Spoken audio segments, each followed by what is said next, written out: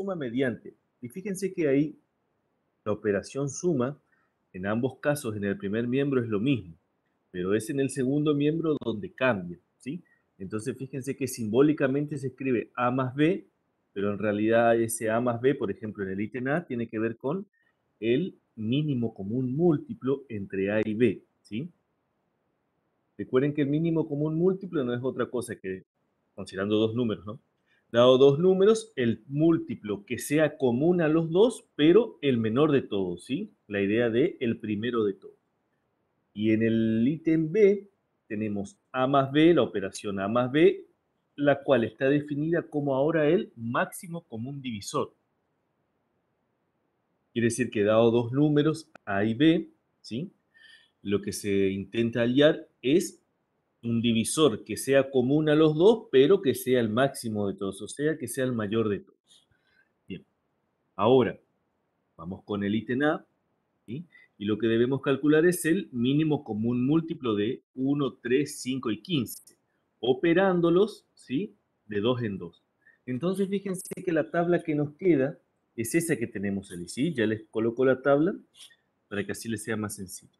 Entonces, si uno quiere determinar a ver cómo se obtuvieron estos números, entonces uno dice, bueno, el mínimo común múltiplo entre el 1 y el 1 es el 1, ¿sí? El mínimo común múltiplo entre el 1 y el 3 es el 3, ¿sí? El mínimo común múltiplo entre el 1 y el 5 es el 5. Bien. Vemos con otro. Fíjense, por ejemplo, el mínimo común múltiplo entre el 3 y el 3, obviamente ya es el 3.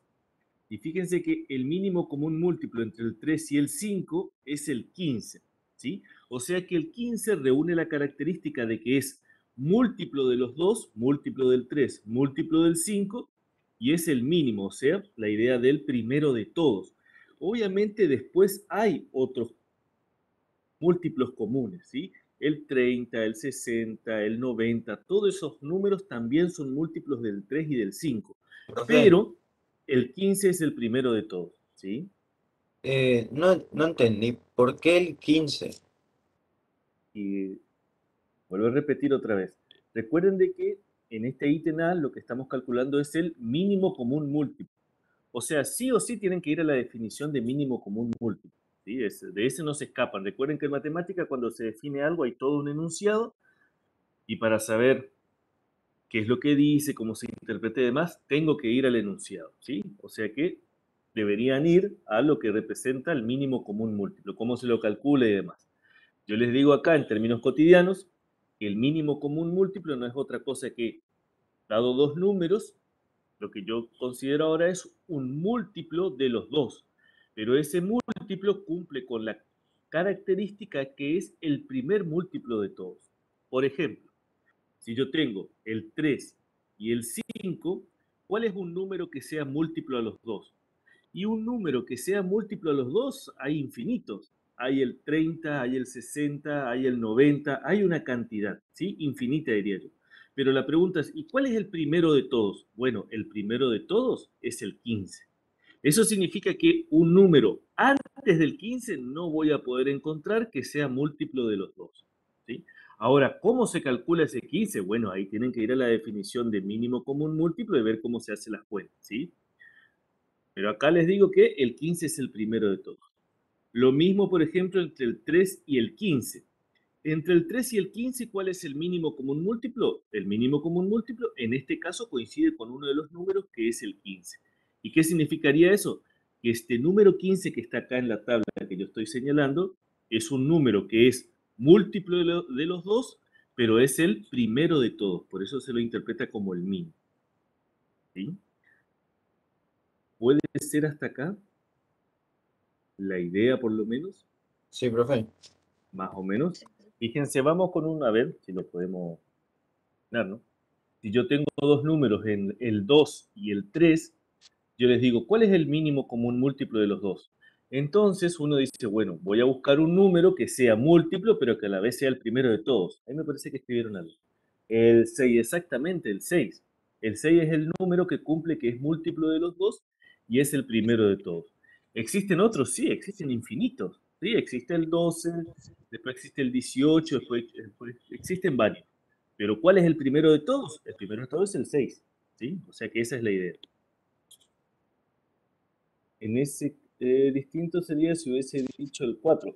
Claro, en este caso, si yo tengo el 2 y tengo el 4, ¿cuál es el mínimo común múltiplo? O sea, ¿cuál es el común múltiplo a los dos y el primero de todos? Y ahí va a ser el 4. O sea, justo coincide que el mínimo común múltiplo es uno de los dos números, ¿sí?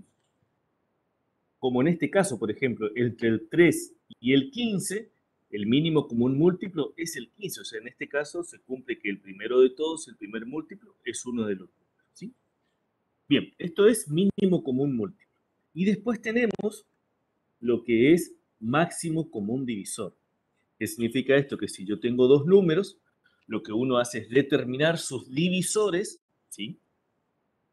Vuelvo a repetir, tengo dos números, determino sus divisores y considero el mayor de todos, o sea, el máximo, ¿sí? Entonces la tabla que tenemos es esa, y fíjense que es distinta a la tabla anterior, porque ahora estoy buscando otra cosa, los mismos números, 1, 3, 5 y 15, pero estoy buscando otra cosa. Por ejemplo, a ver, el máximo común divisor entre el 1 y el 3, obviamente es el 1. ¿Por qué? Porque es un divisor que es común a los dos, pero es el mayor de todos, ¿sí? Fíjense que acá, por ejemplo, en esto que yo estoy señalando, no podría ser el 3, por ejemplo. Si uno dice, profe, ¿por qué no es el 3? Y lo que pasa es que el 3 va a dividir al 3, pero no va a poder dividir al 1. Entonces quiere decir que el 3 no puede ser, tiene que ser el 1. ¿Sí? Vamos a ver, otro. Máximo común divisor entre el 3 y el 15. El máximo común divisor entre el 3 y el 15, en este caso es el 3. ¿Sí? ¿Por qué? Y bueno, lo que sucede es que el 3 cumple que divide al 15, divide al 3 y es el mayor de todos.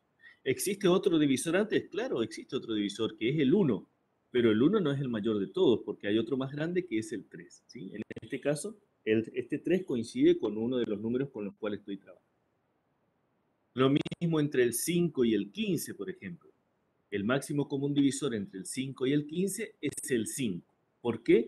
Y bueno, lo que pasa es que este número 5 que está acá divide el 15 y divide el 5 y es el mayor de todos. Quiere decir de que no voy a encontrar otro número aparte del 5 que sea mayor y que además los divide, ¿sí? ¿Existe otro número menor? Sí, claro, existe otro número menor que es el 1, pero no es el máximo. El máximo acá es el 5. ¿Sí? O sea que en ambas tablas trabajamos con el 1, el 3, el 5 y el 15, pero en ambas tablas los calculamos las operaciones de forma distinta. Bien, ¿alguna consulta de esto? Esto que tenemos acá. A veces pierde el tema de mínimo común múltiplo y máximo común divisor, ¿sí? Así que hay que tener cuidado con eso, porque si uno se quiere confundir. Si no hay consultas, continúo. Bien, entonces tenemos esa tabla y lo que tenemos que hacer ahora es mostrar que se cumplen las leyes con respecto a la estructura que yo quiero determinar, a ver si se cumple. Entonces, vamos con la ley de composición interna, ¿sí? Puedo tomar algunos, fíjense, mínimo común múltiplo entre el 1 y el 1 es el 1, y 1 pertenece a B, mínimo común múltiplo entre el 3 y el 5 es el 15, ¿sí? 15 pertenece a B, mínimo común múltiplo entre el 15 y el 3 es el 15, 15 pertenece a B, y así puedo ir mirando. Puedo mostrar otros elementos del conjunto. Y puedo concluir diciendo que todos los elementos que son resultado de operar dos elementos del conjunto pertenecen al conjunto. ¿Sí? Fíjense que acá yo puedo observar que esto que tengo acá, todos pertenecen al conjunto B. ¿Sí? O sea que cumple la ley de composición interna. Con otro, la asociativa. Bueno, la asociativa consideramos tres elementos del conjunto, ¿sí? Con esa operación que tenemos ahí, con lo cual, fíjense que lo que yo tengo que demostrar es que el mínimo común múltiplo de el mínimo común múltiplo entre el 1 y el 3 con el 5 es igual a el mínimo común múltiplo de el 1 con el mínimo común múltiplo del 3 y el 5. ¿Sí? Fíjense que parece un trabalengua esto, pero bueno, es lo que tenemos que ver. ¿Sí? Entonces, probamos. Fíjense que hago las cuentas, primero determino el mínimo común múltiplo de lo que tengo acá entre paréntesis, o sea, en esto que tenemos acá, acá me faltaría un paréntesis más si lo quiero colocar. Fíjense que el mínimo común múltiplo entre el 1 y el 3 es este 3 que tenemos acá, y ahora eso, calculo el mínimo común múltiplo entre el 3 y el 5, y obtengo que es el 15. Entonces esto lo llamo 1, y ahora considero la otra parte, o sea, este segundo miembro que tengo acá es el que desarrollo. Entonces el mínimo común múltiplo, primero calculo entre el 3 y el 5, que es el 15, y después el mínimo común múltiplo entre el 1 y el 15, que es el 15. Entonces, de 1 y 2, yo puedo probar de que se cumple la asociación. Mostrar con otros elementos del conjunto, o sea, yo tomo otros 3 elementos del conjunto y voy probando si no hay ninguna dificultad con ninguno.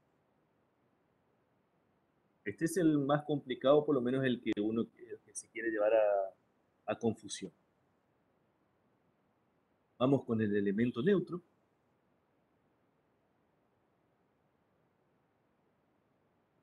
En el caso del elemento neutro, x más e es igual a x, con x y e perteneciente a b.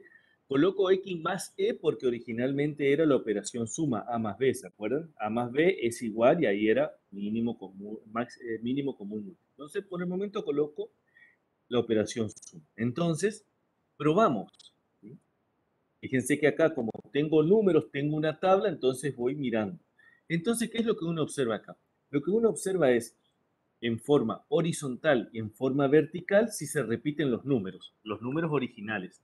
Por ejemplo, en esta fila que yo tengo acá, no sé si se puede observar en esta primera fila, se repiten los números 1, 3, 5 y 15. Entonces, esta primera fila me está dando la idea de que este número 1 que tengo acá podría ser el neutro. Ahora me fijo de forma vertical.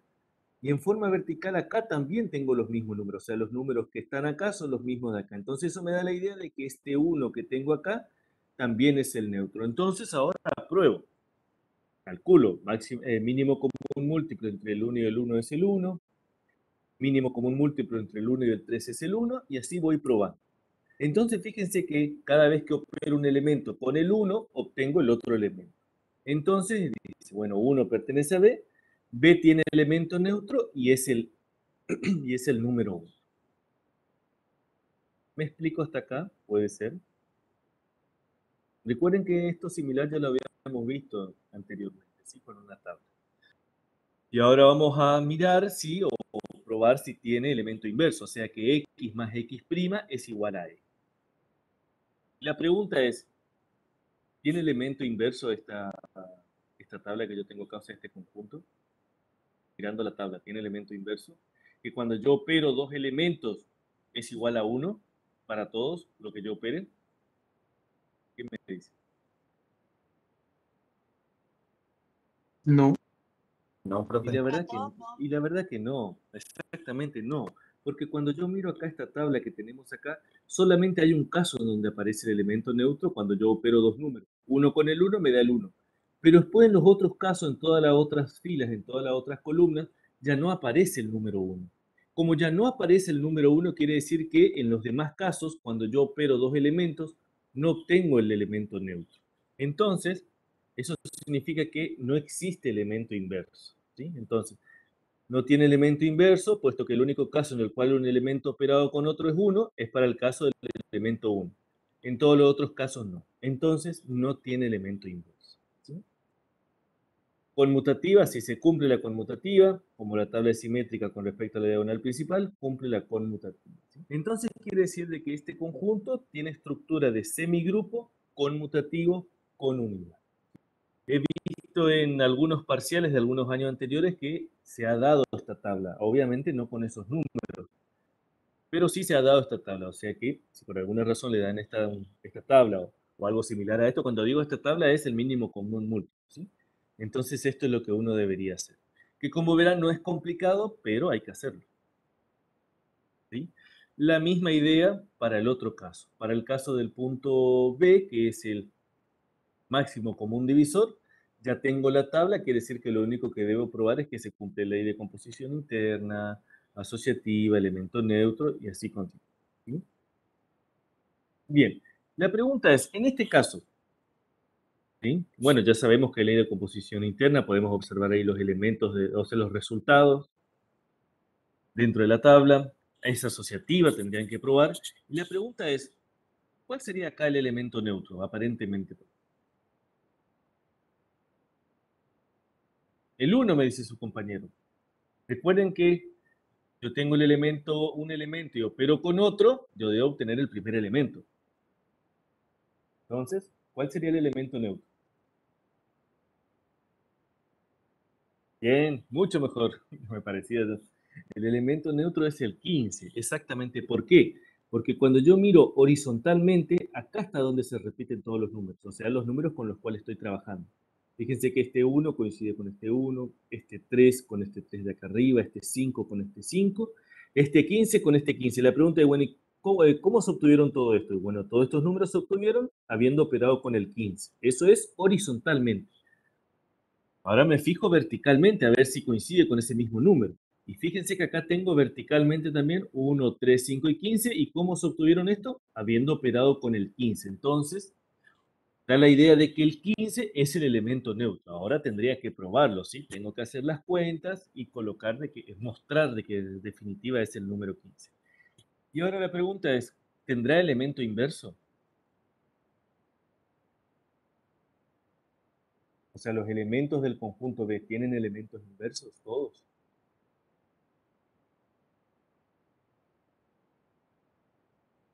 ¿Tendrán elementos inversos todos? El conjunto B serían los elementos de la tabla con los que estoy trabajando, ¿sí? Y la respuesta es, ¿No? como ustedes dicen, no, no tiene elemento inverso. ¿Por qué? Porque si yo digo que el 15 es el elemento inverso, entonces el 15 debería aparecer una vez en cada una de las filas o una vez en cada una de las columnas, depende cómo esté mirando. Si voy a mirar por filas, tiene que aparecer una vez el número 15, porque yo digo que el 15 es el elemento neutro.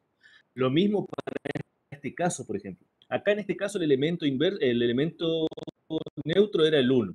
Entonces, si yo quiero encontrar el inverso, cuando yo miro la tabla, en, todos, en todas las filas debe aparecer una vez el elemento neutro. Y no pasa eso. Por eso yo sé que no tiene elemento inverso.